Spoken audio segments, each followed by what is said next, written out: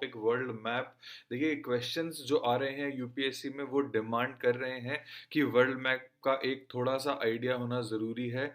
और इनफैक्ट अगर क्वेश्चंस की नहीं भी सोचें हम, अगर एक जनरल पॉइंट ऑफ व्यू से भी सोचें, तो अगर एक आईएएस या पीसीएस बनने के लिए आपको थोड़ा सा एक आइडिया, एक एक एस्टिमेशन, एक रफ एस्टिमेट होना बहुत ज़रूरी है वर्ल्ड मैप का। तो उसी लिए हम देखते हैं बहुत ज़रूरी चीज़ें इसमें हम ये कवर करेंगे। देखिए एक तो कॉन्टिनेंट्स, कौन से कंट्रीज़ की एक एक जनरल आइडिया लेंगे, हर एक का स्पेसिफिक नहीं देखेंगे, एक जनरल आइडिया लेंगे ताकि क्वेश्चन अगर आए तो उसे हम एस्टिमेट कर सकें। उसके अलावा जो बहुत इंपॉर्टेंट चीज़ें जो आजकल चल रही हैं, जैसे कि INSTC, Indian international north south transport corridor, BRI जो कि चाइना का एक कंसेप्ट है, ग्वादार, और जो पोर्ट्स हैं, जो इम्पोर्टेंट पोर्ट्स हैं, एक स्ट्रिंग ऑफ पर्ल्स थ्योरी चल रही है, एशियन कंट्रीज, मिडिल ईस्ट, इसका एक जायजा लेंगे, एक रफ एस्टिमेट लेंगे ताकि कोई क्वेश्चन आए तो उसका एक हम मेंटल पिक्चर बना सकें और कम से कम टाइम में ज़्यादा से ज़्यादा हमें बेनिफिट हो सके। तो हम स्टार्ट करते हैं। देखिए ये है वर्ल्ड मैप। अगर आप ध्यान से देखें तो एक थोड़ा सा स्टार्ट बना के चलते हैं कि ये देखिए नॉर्थ अमेरिका, पहले एक होलिस्टिक पिक्चर देखते हैं। देखिए ये पोर्शन जो है ये है नॉर्थ अमेरिका, यहाँ पे इतना पोर्शन, ये यहाँ तक। इसमें मेनली तीन तीन कंट्रीज आते हैं। देखिए ये ऊपर कनाडा है, ये यूएस है और ये नीचे मेक्सिको है। ये मेन तीन कंट्रीज हैं। फिर बीच में ये पोर्शन जो है जो कनेक्टिंग है, इसे हम कैरेबियन बोलते हैं। वेस्ट इंडीज की टीम यहीं से आती है। और थोड़ा सा इसको अब पिक्चर को हम बड़ा कर लें अगर, तो ये कैरेबियन की जो टीम है, वेस्ट इंडीज की टीम, यहाँ पे आप देखेंगे तो मेन चीज़ें हैं क्यूबा, मेन कंट्रीज क्यूबा, और उसके अलावा ये पनामा, कोस्टा रिका, निकारागुआ। इसके बारे में हम थोड़ा और डिटेल में डिस्कस कर लेंगे। पहले एक एक एक होलिस्टिक पिक्चर ये देखिए, नीचे है साउथ अमेरिका। इसमें सबसे मेन कंट्री ब्राजील, जैसा कि आपको दिख रहा है कि एक बड़ा कंट्री, सबसे बड़ा कंट्री जो इसका काफ़ी बड़ा क्षेत्रफल घेरता है, बहुत बड़ा एरिया घेरता है। उसके अलावा अर्जेंटीना, और ज़्यादा न्यूज़ में रहने वाले ये देखिए कोलंबिया, वेनेजुएला, पेरू, और ये एक स्ट्रिप है लैंड की अर्जेंटीना के बिल्कुल बगल बगल। देखिए चिली, यहाँ पे ये चिली वाला जो एक स्ट्रिप है वेस्टर्न कोस्ट पर, तो ये है साउथ अमेरिका। और अगर आप देखेंगे तो नॉर्थ अमेरिका, साउथ अमेरिका के इधर राइट हैंड साइड पे, या फिर जो अमेरिका और अफ्रीका के बीच में देखिए अटलांटिक ओशन, ये अटलांटिक ओशन है। ये नॉर्थ अटलांटिक है, साउथ अटलांटिक है, वैसे हम इसको क्लासिफाई ऐसे नहीं करते, हम सिर्फ अटलांटिक ओशन बोलते हैं इसको। और दूसरी तरफ अगर हम देखेंगे तो इधर पैसिफिक ओशन है, इसके अमेरिका के वेस्टर्न कोस्ट पे, वेस्ट साइड पे, या फिर लेफ्ट साइड पे, उल्टे हाथ पे देखिए पैसिफिक ओशन। तो ये ज्यादा इंपॉर्टेंट है कि पैसिफिक और अटलांटिक कहाँ पे है। एक मेंटल पिक्चर बना लीजिए कि एक जो अमेरिका और जो एशिया है उनके बीच में पैसिफिक है, और अमेरिका और यूरोप और अफ्रीका के बीच में अटलांटिक ओशन है।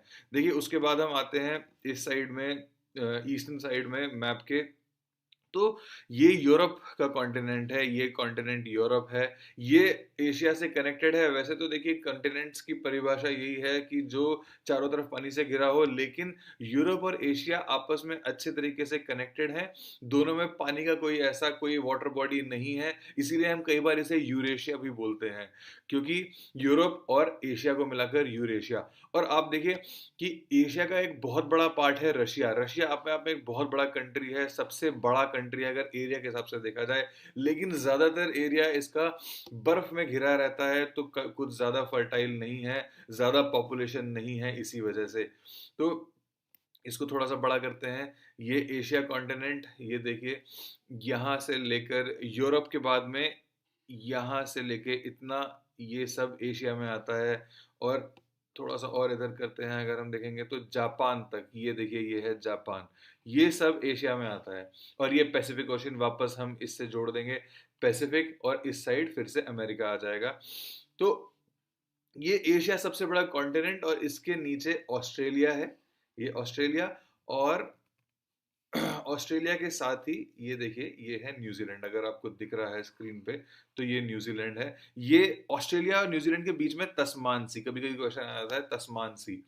तो देखिए वापस आते हैं यहाँ पे, फिर से हम देखेंगे एक जो इम्पोर्टेंट कॉन्टिनेंट है वो है अफ्रीका। तो देखिए ये एक हमने होलिस्टिक पिक्चर देखा वर्ल्ड मैप का।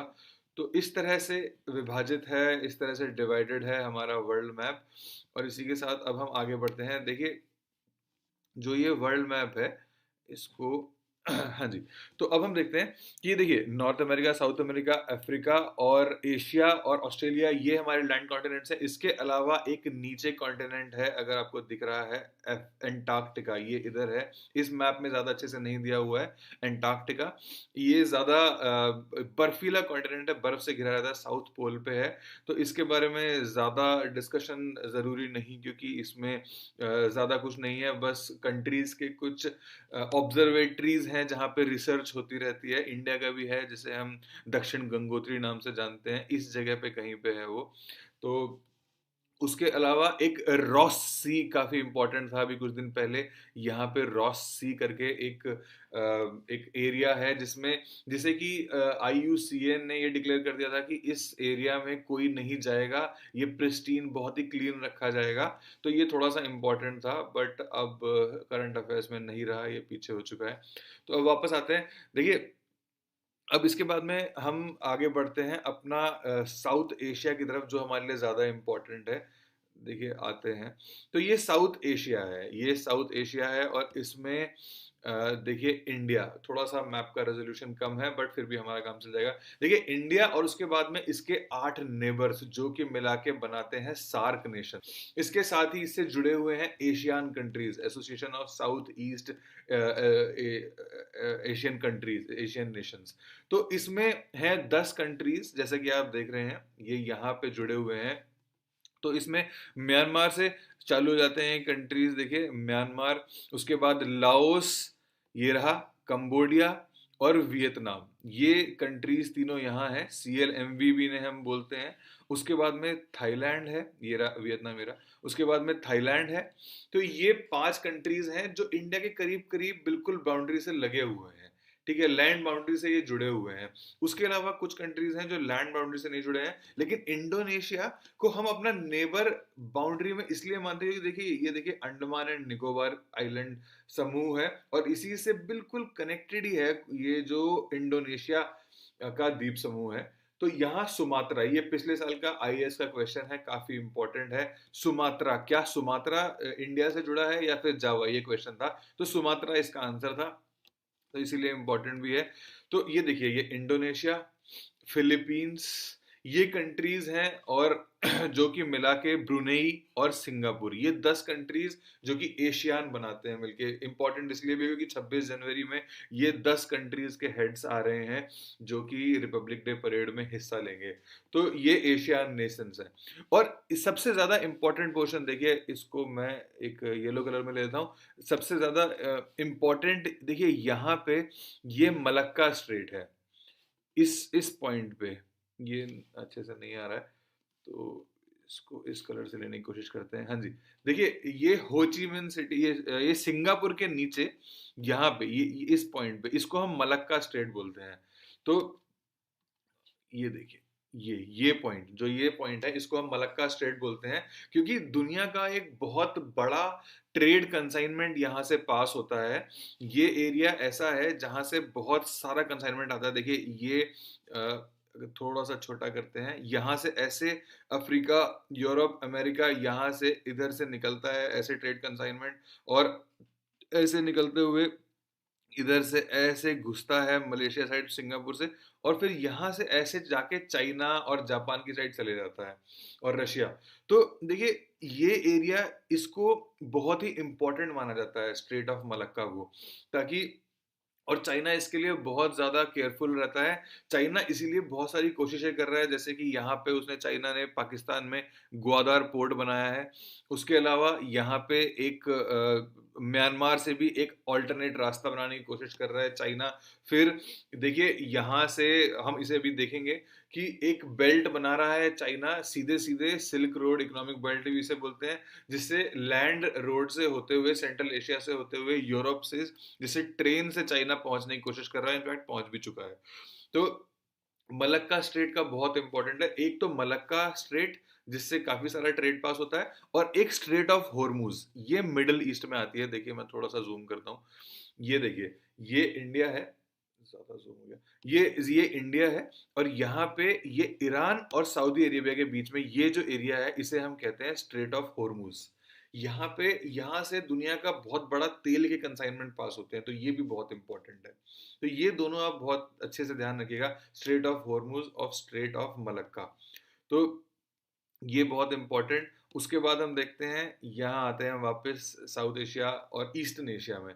ठीक है, अब ये देखिए Japan. Japan, north Korea, south Korea ज़्यादा न्यूज़ में है, क्योंकि नॉर्थ कोरिया बार बार न्यूक्लियर बॉम्ब्स बनाता है और उसकी धमकी देता है यूएस को, जापान को, सबको।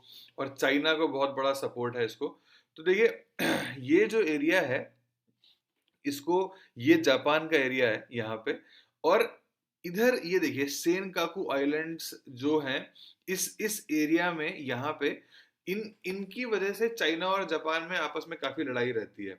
इन आइलैंड्स की वजह से चाइना और जापान आपस में भिड़ते रहते हैं कि ये एरिया हमारा है, नहीं ये एरिया आपका है।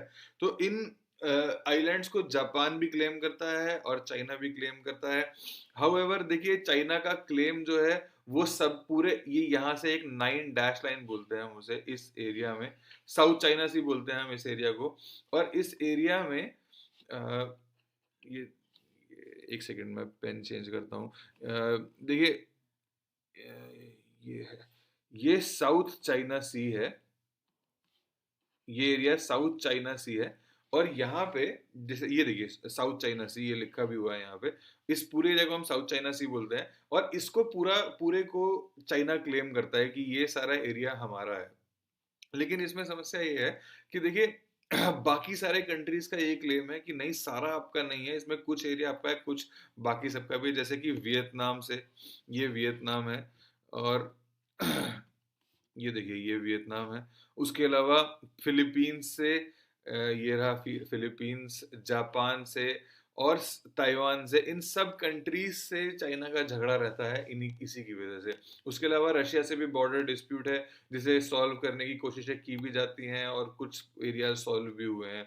इंडिया से भी बॉर्डर डिस्प्यूट है, चाइना का काफी कुछ बॉर्डर डिस्प्यूट अपने एरियाज में है। तो ये मेन एरियाज हैं और ये मेन चीजें हैं जो आपको पता होनी चाहिए। उसके अलावा देखिए, अब हम वापस आते हैं इस यहाँ पे सेंट्रल एशिया। सेंट्रल एशिया में देखिए आते हैं 5 कंट्रीज। ये इंडिया है, इसके बाद में यहाँ पे ऊपर देखिए, इसे हम कहते हैं सेंट्रल एशिया, जहाँ पे कजाकिस्तान, उज्बेकिस्तान, तुर्कमेनिस्तान, तजिकिस्तान और किर्गिस्तान, ये 5 कंट्रीज आते हैं। कजाकिस्तान, उज्बेकिस्तान, तुर्कमेनिस्तान, किर्गिस्तान और तजिकिस्तान। इसमें से आप देखेंगे सबसे पास इंडिया के है तजिकिस्तान। तो ये रहा तजिकिस्तान, देखिए ये एरिया। तो इसमें इंडिया का एक बेस भी है, जिसे हम बोलते हैं फरखोर एयर बेस। ये ताजिकिस्तान में आता है। एयरफोर्स बेस, इंडिया का एकमात्र एयरफोर्स बेस जो इंडिया के बाहर है, वो तजिकिस्तान में है, जो इंडिया ने ले रखा है। तो देखिए, वैसे तो इस मैप में ये दिखाया हुआ है कि इंडिया कनेक्टेड नहीं है पाकिस्तान का। इस मैप में जो अभी एलओसी है उसको मार्क किया गया है, लेकिन इस मैप को हम लोग नहीं मानते हैं। हम लोग जो इंडिया का ऑफिशियल मैप है उसको हम उस तरह से मानते हैं जैसे आप बचपन से देखते आए हैं, कि जम्मू कश्मीर पूरा यहाँ तक, जिसको हम इस तरह से देखते हैं। तो अगर उस मैप को हम देखेंगे तो अफगानिस्तान कनेक्टेड है इंडिया से, हम उसी को मान के चलेंगे। हमारे जो एग्जाम के पर्सपेक्टिव से हम उसी के थ्रू आंसर्स करेंगे कि अफगानिस्तान हमारा इमीडिएट नेबर है, हमसे कनेक्टेड है। ठीक है, लेकिन तजिकिस्तान हमसे कनेक्टेड नहीं है, इवन हम अगर ऑफिशियली भी देखेंगे तो। बस तो एक छोटी सी स्ट्रिप है जो हमें इससे अलग करती है। तो ये 5 कंट्रीज हैं जो सेंट्रल एशिया में आते हैं। उसके बाद देखिए, ये है फिर कैस्पियन सी, जो कि रशिया और सेंट्रल एशिया के बीच में है और ईरान के बीच में है। और ये एरिया जो है ये है मिडिल ईस्ट। तो मिडिल ईस्ट एक ऐसा एरिया है जहाँ पे हमेशा थोड़ा लड़ाई झगड़ा रहता ही है। ये एरिया मिडिल ईस्ट है, अरब कंट्रीज यहाँ पे हैं, और इनमें कहीं ना कहीं थोड़ा सा आप देखेंगे हमेशा अनरेस्ट बना रहता है। और उसका सबसे मेन कारण कह सकते हैं आप इसराइल, क्योंकि कोई भी अरब कंट्री इसराइल को पसंद नहीं करता है। तो ये देखिए, ये है इसराइल। ये क्वेश्चन आया था लास्ट टू लास्ट ईयर कि इसराइल क्या कनेक्टेड है, तो मेडिटेरेनियन सी इसराइल के बॉर्डर पे लगता है, ये आपको ध्यान रखना है। आगे भी ऐसे क्वेश्चंस आते रहेंगे। तो एक जनरली ये ध्यान रखिए कि मेडिटेरेनियन सी के कहाँ कौन कौन कनेक्टेड है, कैस्पियन के कौन कौन कनेक्टेड है। और देखिए बहुत ही इंपॉर्टेंट ये है कि ईरान कैस्पियन से कनेक्टेड है, क्योंकि ये इसलिए इंपॉर्टेंट है क्योंकि आईएनएसटीसी जो जिसपे इंडिया बहुत जोर दे रहा है वो एक हिस्सा है। देखिए मैं आपको एक बार दिखा देता हूँ कि किस तरह से आईएनएसटीसी चलता है। आईएनएसटीसी का मतलब है international north south transport corridor या फिर ट्रांजिट कॉरिडोर। और ये कॉरिडोर हम एक बार पेन लेंगे तो ये जो कॉरिडोर है वो कुछ इस तरह से देखिए, यहाँ से बॉम्बे से ये स्टार्ट होता है, ये बॉम्बे है, यहाँ से ये स्टार्ट होता है, ये यहाँ से स्टार्ट हुआ, उसके बाद में ये चलता है ईरान की तरफ। ईरान, इंडिया ईरान और रशिया का जॉइंट वेंचर है। ये थोड़ा सा इसको टिप को आप देखिए, ये बिल्कुल बीच में इंडिया से बॉम्बे से स्टार्ट हुआ है और उसके बाद में ये यहाँ पे चला। और उसके बाद में देखिए इस जगह पे जहाँ पे मैंने स्ट्रेट ऑफ हॉर्मुज बनाया था, यहाँ पे एक पोर्ट है बंदर अब्बास, यहाँ पे आता है ये बंदर अब्बास पे। और बंदर अब्बास पे ये सी रूट है जैसा कि आपको दिख रहा है, यहाँ तक शिप आएगा। कोई भी अगर आपको ट्रांसपोर्ट करना है तो शिप यहाँ तक लेके आएगा। शिप के बाद यहाँ से फिर रोड के थ्रू हम लोग बंदर अंजलि तक जाएंगे। कैस्पियन सी ये ईरान की बाउंड्री के बीच में है, यहाँ पे है बंदर अंजलि। ये ब्लू ब्लू अगर आप देख रहे हैं, ये सॉरी पिंक, तो ये बंदर अंजलि, ये इस तरह से एक रूट है। ये बंदर अंजलि तक कैस्पियन सी के जो पोर्ट है ये बंदर अंजलि है, ये भी ईरान की बाउंड्री में। और फिर उसके बाद में ये अस्तर खान जो लिखा हुआ है ये रशिया का पार्ट है। फिर हम दोबारा से सी के थ्रू हम फिर यहाँ ऐसे जाएंगे, तो ये ऐसे जाएगा ये पोर्ट अस्तर खान। और फिर अस्तर खान से फिर हम उसके बाद में देखिए पूरा का पूरा यूरोप और रशिया रेलवे से कनेक्टेड है। ठीक है, यूरो रेल जिसे हम कहते हैं, यूरोप की रेल, उससे कनेक्टेड है। तो यहाँ से कोई दिक्कत नहीं है, यहाँ से फिर हम ये वोल्वोग्राड और ये सब जो ये पूरे एरियाज हैं ये रेल से कनेक्टेड है। तो यहाँ से हम आराम से किसी भी अपने ट्रांसपोर्ट को यहाँ से हम यूरोप में किसी भी एरिया में भेज सकते हैं। तो एक बार फिर से हम देखते हैं, देखिए बॉम्बे से स्टार्ट होगा, मुंबई से स्टार्ट होगा आईएनएसटीसी, उसके बाद यहाँ से जाएगा ईरान के बंदर अब्बास पोर्ट पे, और बंदर अब्बास से ये जाएगा बंदर अंजलि जो कि ईरान में ही है लेकिन दूसरी बाउंड्री पे है, नॉर्दर्न बाउंड्री पे है, कैस्पियन सी के पोर्ट पे। और यहाँ से कैस्पियन सी के थ्रू होता हुआ अस्तर खान रशिया की बाउंड्री पे, और फिर उसके बाद में रेलवे के थ्रू पूरे यूरोप में जा सकते हैं। तो ये आईएनएसटीसी है। ये इंडिया का जो जो चाइना का बीआरआई है उसका इंडिया का जवाब है, इंडिया ने जवाब दिया है बीआरआई के अगेंस्ट में। उसके अलावा देखिए यहाँ पे अब हम थोड़ा सा हल्का सा जूम करेंगे, ये देखिए तो ईरान ने ये बंदर अब्बास पोर्ट है, उसी के साथ में देखिए यहाँ पे जो ग्वादार पोर्ट है उसके जवाब में इंडिया ने ग्वादार, बल्कि बिल्कुल यहाँ पे है बाउंड्री में, जो पाकिस्तान की एकदम वेस्ट मोस्ट बाउंड्री है, यहाँ पे ग्वादार है। उसी के 50 किलोमीटर दूर यहाँ पे चबाहार पोर्ट बनाया है इंडिया ने ईरान की बाउंड्री में। तो ये चबाहार पोर्ट है जिसे इंडिया ने ग्वादार के जवाब में बनाया है।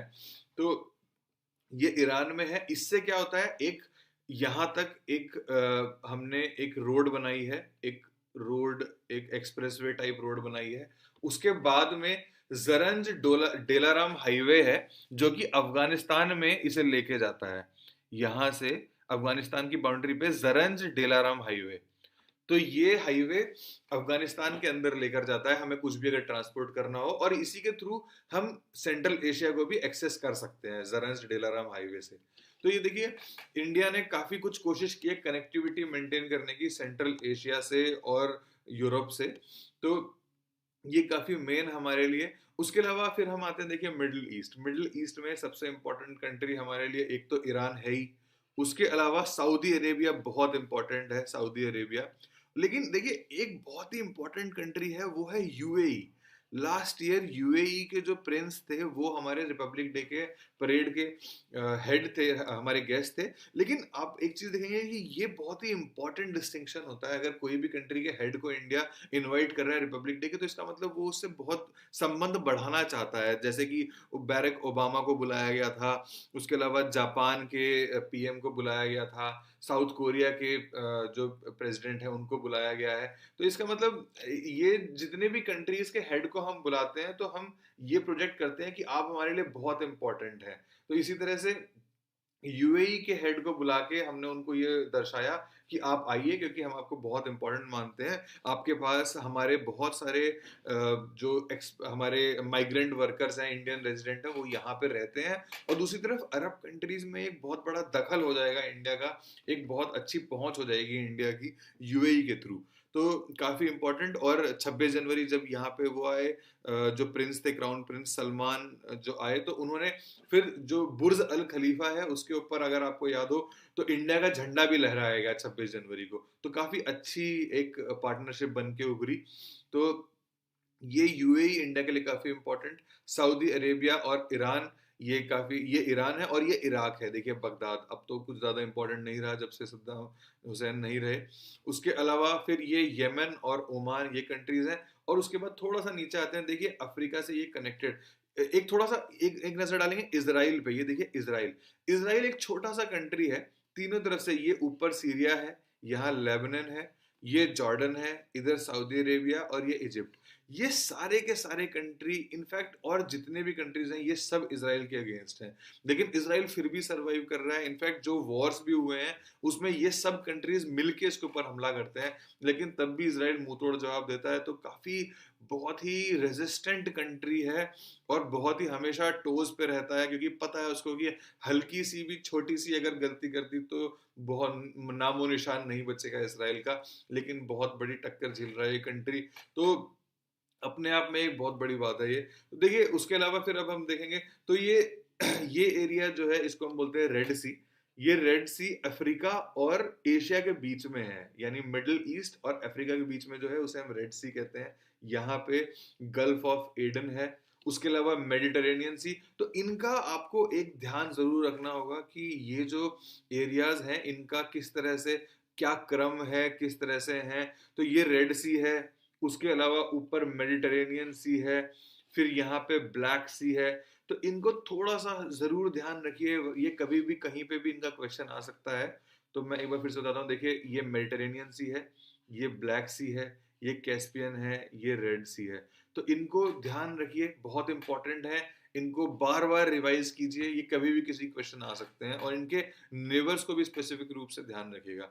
ठीक है, अब हम अफ्रीका पे आते हैं। ज्यादा कुछ ध्यान रखने की जरूरत नहीं है अफ्रीका में, बस ये ध्यान रखिए कि ये इजिप्ट है सबसे इंपॉर्टेंट कंट्री। उसके अलावा हमारे लिए एक जो इंपॉर्टेंट कंट्री है वो है सदर्न बाउंड्री पे साउथ अफ्रीका जो है। ये देखिए मैं इसको ऊपर लेता हूं मैं आपको। तो साउथ अफ्रीका हमारे लिए काफी इंपॉर्टेंट है, क्योंकि ब्रिक्स का मेंबर है। छोटा कंट्री है लेकिन फिर भी ब्रिक्स का मेंबर है। और कई बार इसको भी हम जो अगर ऐसा कुछ होता है कि यूएन सिक्योरिटी काउंसिल का एक्सपेंशन होता है, तो साउथ अफ्रीका, नाइजीरिया, इजिप्ट, ये कंट्रीज क्लेमेंट हैं कि हम लोगों को भी परमानेंट मेंबर बनाया जाए। तो इसलिए इनका भी अच्छा खासा क्लेम है इसके ऊपर। तो थोड़ा सा इसीलिए भी इम्पोर्टेंट है। उसके अलावा देखिए अब हम वापस आते हैं कि यहाँ पे यूरोप में एक बार थोड़ी सी नजर डालेंगे।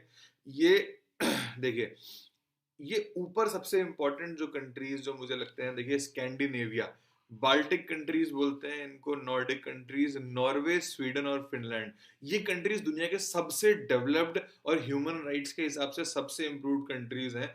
इनमें विमेन जो जेंडर कंपोनेंट है वो सबसे अच्छा है, जेंडर इक्वालिटी सबसे अच्छी है। यहाँ के अगर किसी भी इंडिकेटर पे देखेंगे तो नंबर 1 2 3 ऑलमोस्ट यही कंट्रीज ऑक्यूपाई करते हैं, नॉर्वे, स्वीडन, फिनलैंड।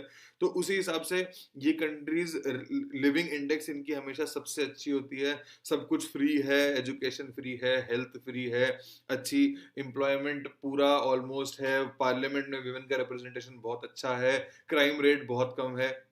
तो उस हिसाब से बहुत अच्छी लिविंग कंडीशन यहाँ पर। फिर देखिए उसके अलावा यहाँ ये कंट्रीज कुछ, हाँ एक कंट्रीज देखिए जो मैं सेंट्रल एशिया आपको बता रहा था, उसके अलावा फिर यहाँ पे जो ये कंट्रीज है, Estonia, Latvia, Lithuania, Belarus, Ukraine, ये सब कंट्रीज सीआईएस बोला जाता है इनको। ये सोवियत यूनियन से टूट के आए थे, मतलब रशिया और उसके 15 कंट्रीज सीआईएस मिलके बनाते हैं। तो कॉमनवेल्थ ऑफ इंडिपेंडेंट स्टेट्स, ये सब सोवियत यूनियन से टूटे हुए हैं। पोलैंड भी इसमें आता है, चेक रिपब्लिक, चेकोस्लोवाकिया, ये सब कंट्रीज जो है। तो ये भी ध्यान रखने की बात है, सीआईएस बोलते हैं इनको हम। ठीक है, अब वापस आते हैं इधर। तो देखिए सबसे इंपॉर्टेंट कंट्री हमारे लिए ब्रेग्जिट के बाद में यूनाइटेड किंगडम। तो ये एक आइलैंड है यूनाइटेड किंगडम, इसमें ही आयरलैंड भी आता है। ये अलग कंट्री है, तो लेकिन यूनाइटेड किंगडम का हिस्सा है। लेकिन अगर हम ब्रिटेन बोलेंगे तो ब्रिटेन अलग कंट्री है, आयरलैंड अलग कंट्री है। ठीक है, इसी के बाद फिर हम देखते हैं बिल्कुल आयरलैंड यूनाइटेड किंगडम से कनेक्टेड है फ्रांस। और देखिए इन दोनों के बीच में जो ये एरिया है इसे हम कहते हैं इंग्लिश चैनल। ये कनेक्टेड है, यहाँ से रेल भी जाती है एक टनल के थ्रू। फ्रांस और यूके के बीच में रेलवे जाता है इंग्लिश चैनल के थ्रू। तो ये दोनों आपस में कनेक्टेड है। उसके अलावा नीचे स्पेन है, यहाँ पे वेस्टर्न, बिल्कुल वेस्टर्न कोस्ट पे स्पेन के पोर्चुगल है। स्पेन जिंदगी ना मिलेगी दोबारा, आपने देखी होगी, तो स्पेन ये वही कंट्री है। और देखिए ये स्पेन मोरक्को से ऑलमोस्ट मिलता है यहाँ पे इस पॉइंट पे, स्ट्रेट ऑफ गिब्रल्टार के थ्रू। तो उसके अलावा देखिए टर्की यहाँ पे एक इंपॉर्टेंट कंट्री, ईस्टर्न जो साउथ ईस्ट जो एरिया है। टर्की बार बार ये कहता है कि हम यूरोप का हिस्सा है, टर्की यूरोप का हिस्सा बनना चाहता है, लेकिन अभी तक इसको एशिया का ही हिस्सा माना जाता है। तो ये कनेक्टेड है यहाँ से, यूरोप से। तो अगर जो जो रेलवे है, जो एशिया के थ्रू कोई भी रेलवे अगर यूरोप से कनेक्ट होता है तो टर्की के थ्रू भी होता है। ये देखिए ये एक कनेक्शन है। और ईरान के थ्रू ऐसे भी आप रशिया के थ्रू जा सकते हैं, लेकिन अभी तक जो कनेक्शन है वो ऐसे होता है, टर्की के थ्रू ऐसे यहाँ से ऐसे जुड़ जाते हैं। ये फिर देखिए फ्रांस, पेरिस, फ्रांस और यूके, ये फ्रांस, जर्मनी और यूके, ये इनफैक्ट अब तो फ्रांस जर्मनी नहीं, यूके तो हट चुका है। फ्रांस और जर्मनी सबसे बड़े, सबसे इंपॉर्टेंट कंट्रीज यूरोप के, और पॉलिटिकली सबसे ज्यादा इंपॉर्टेंट है क्योंकि इनके प्रेसिडेंट और पीएम जो काफी एक अच्छा पॉलिटिकल कंट्रोल रखते हैं ईयू के ऊपर। तो इसलिए ये बहुत इंपॉर्टेंट कंट्रीज हैं हमारे लिए। उसके अलावा बाकी कंट्रीज उतने इंपॉर्टेंट नहीं है। देखिए बीच में स्विट्जरलैंड है, फिलहाल कोई ऐसी बड़ी न्यूज़ इनके बारे में नहीं आई है, तो इसीलिए इनको हम फिलहाल इग्नोर करते हैं। उसके अलावा अब हम वापस आते हैं नॉर्थ की तरफ, ये वेस्ट की तरफ। देखिए यूनाइटेड स्टेट्स ऑफ अमेरिका दुनिया का ऑलमोस्ट सबसे इंपॉर्टेंट कंट्री। कोई भी न्यूज़ अगर यूएस में होती है तो वो बहुत इंपॉर्टेंट अपने आप बन जाती है। डोनाल्ड ट्रंप कुछ ना कुछ वैसे भी करते ही रहते हैं। तो ये यूनाइटेड स्टेट्स ऑफ अमेरिका, इसकी राजधानी वॉशिंगटन, कभी भी कोई न्यूयॉर्क कह देता है, कोई सियाटल कह देता है, तो वॉशिंगटन डीसी, ध्यान रखिए ये इसकी राजधानी, ये यहाँ पे। उसके अलावा आप देखेंगे ईस्टर्न कोस्ट पे काफ़ी ज़्यादा इंपॉर्टेंट सिटीज़ हैं, जैसे मायामी है, ये रहा। उसके अलावा न्यूयॉर्क है। लेकिन वेस्टर्न कोस्ट पे भी एक दो इंपॉर्टेंट सिटी हैं, जैसे सैन फ्रांसिस्को, और सिलिकॉन वैली यहीं पे है सैन फ्रांसिस्को पे। तो ये काफ़ी इंपॉर्टेंट हमारे पर्सपेक्टिव से, क्योंकि हमारा जितना भी व्यापार इंफॉर्मेशन टेक्नोलॉजी का, वो ज़्यादातर सैन फ्रांसिस्को में कॉन्सेंट्रेटेड है, एसएफ में। तो सैन फ्रांसिस्को काफ़ी इंपॉर्टेंट हमारे लिए। उसके अलावा सियाटल ये रहा ऊपर, तो ये भी काफ़ी इंपॉर्टेंट है, यहाँ पे भी इन्फोसिस का एक काफ़ी बड़ा सेंटर है। तो ये कुछ ऐसी जगह है जो हमारे लिए काफ़ी इंपॉर्टेंट। फिर मेक्सिको इससे जुड़ा हुआ, इससे नीचे। तो देखिए ये हमारा एक ओवरव्यू था जो हमने देखा वर्ल्ड मैप का, काफ़ी इंपॉर्टेंट है एग्जाम पर्सपेक्टिव से। तो अब इसके अलावा हम वर्ल्ड मैप में अगर देखेंगे तो हमें तो इसको हम इतना ही फिलहाल रखते हैं, मैप थोड़ा टेढ़ा भी हो गया है। तो अगर कुछ और इम्पोर्टेंट होता है तो मैं कोई और सीरीज बनाऊंगा। ये आपको कैसा लगा, इसमें कुछ और आप एडिशन चाहते हैं तो प्लीज़ मुझे बताइए। Thank you so much. और अगर आपको लगता है इसमें कुछ इंप्रूवमेंट चाहिए तो प्लीज़ मुझे कमेंट में, लाइक, शेयर जो भी है करते रहिए। Thank you so much.